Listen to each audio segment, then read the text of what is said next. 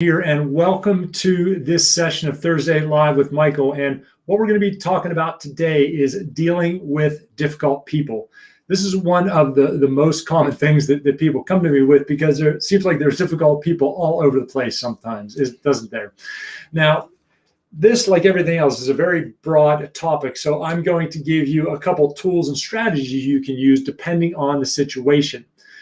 Because it's going to be different if the difficult person reports to you, or maybe you're above them in the organization, or it's going to be different if they're a difficult person and they are on the same level of you in the organization, or if they are at a higher level in the organization. Maybe you report to them, they're an executive, or maybe they're, for example, an investor in the business that you own. What do you do about difficult people? And also, it depends on how they're being difficult. Are they being difficult just one-on-one? Are they being difficult in a meeting or in a group? Now,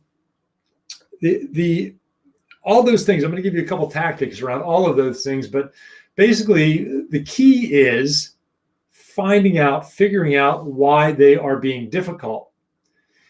And what I mean by that, and if you know me, I have a master's in psychology and a neuroscience certificate. It's always better when we know what the root cause of somebody's actions, whether it's our actions or somebody else's actions, because when we can really get in there and figure out why they're doing that, then we can really make a big difference to them, and then we can really figure out what's going on. Now, to me, there's a couple different reasons why people would be difficult. One is that they, for example, might resent you. Maybe they don't want you to do a good job. Maybe they don't want to work with you because they resent you for a reason. And that could be, maybe you got promoted above them. Maybe maybe you got promoted instead of somebody else that they know. So there is the potential, maybe they wanted somebody else to be promoted, etc.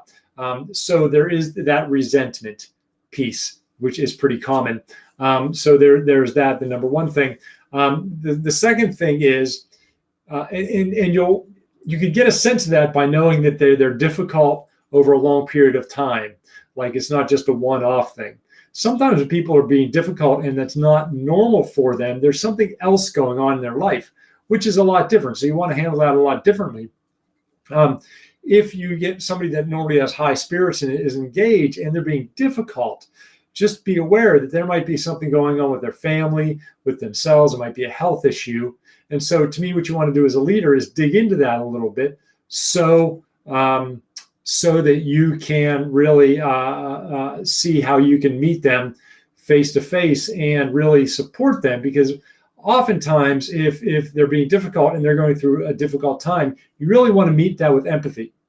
But sometimes, especially at work, if people are being a difficult person at work, or going through a difficult time and they're at work, sometimes they don't want to open up to that. But if you can open up to them and really get connected to them on that level, you really earn their respect, and you'll probably have a lifelong fan going forward. So that is that's something as well.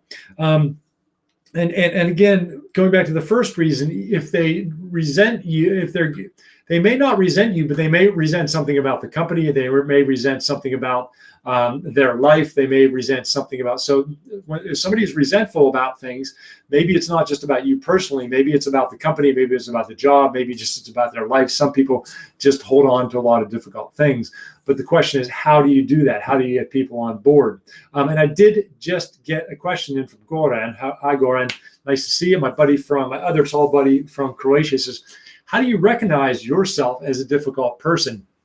That's a great and very introspective question. When it comes to recognizing yourself, I recognize that at times I am difficult, and me personally. And again, normally normally I do that in some reflection times, and I meditate and things, and that's a good way for me to get that.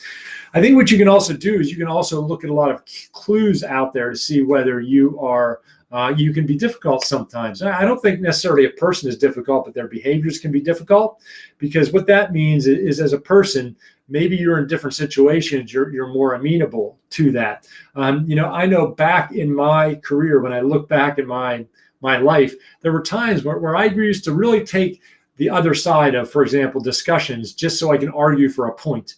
Now that was me being difficult. And for whatever reason back then, I used to do that, but I think that turned a lot of people off from me.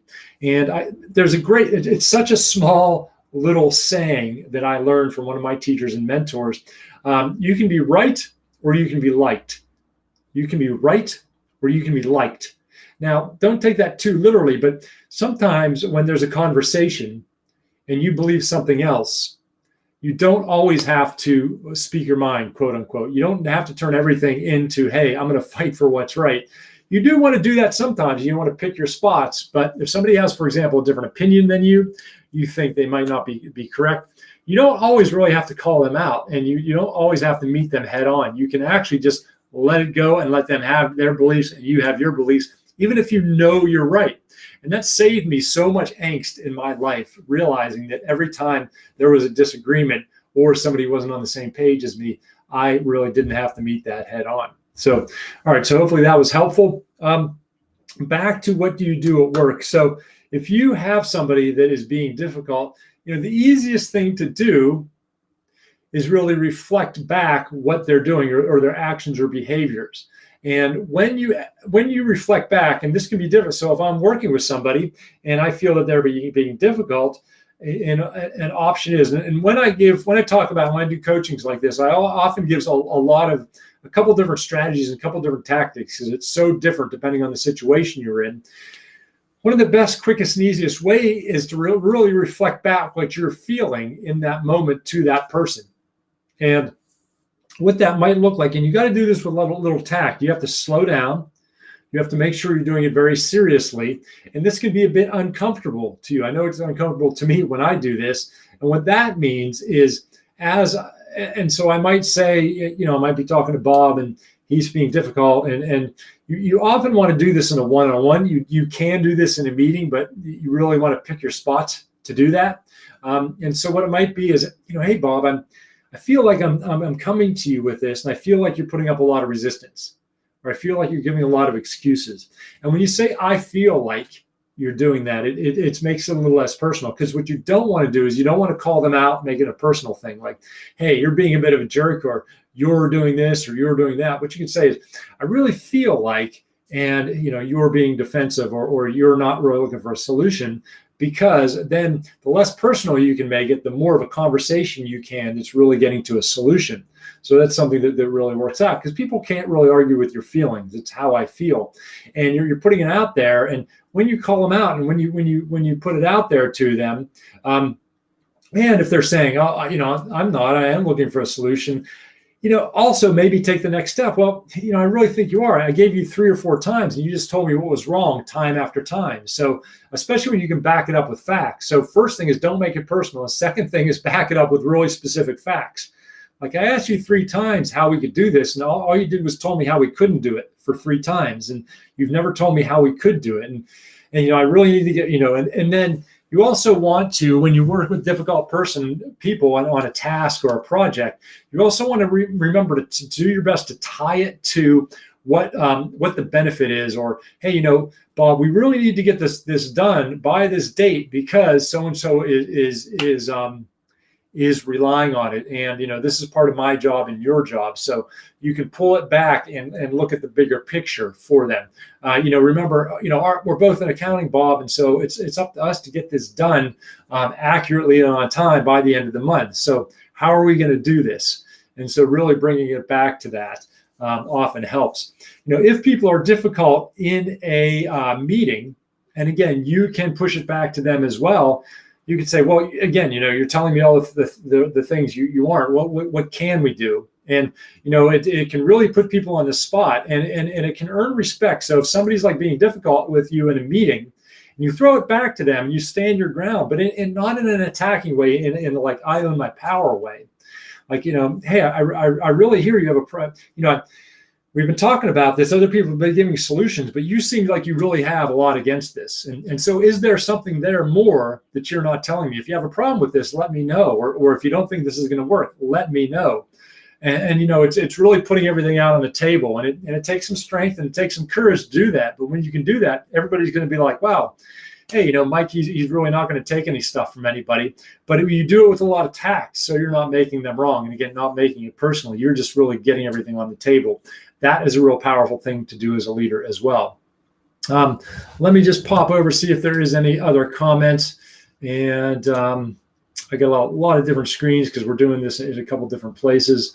Not even sure if I can see the comments on here, but hopefully you're getting this. Hopefully this is making sense. Hopefully this is helping you in your leadership journey, because this came up on a question in the in the Facebook group. So if you're not in the Facebook group, jump in on the Facebook group. It came up in one of my leadership masterminds about difficult people and how to handle them. Because, as a leader, if we can empower them, we can get them on the same page. We can really, in a way, when you have a difficult person, that is really an opportunity to make a lot of ground and earn some respect.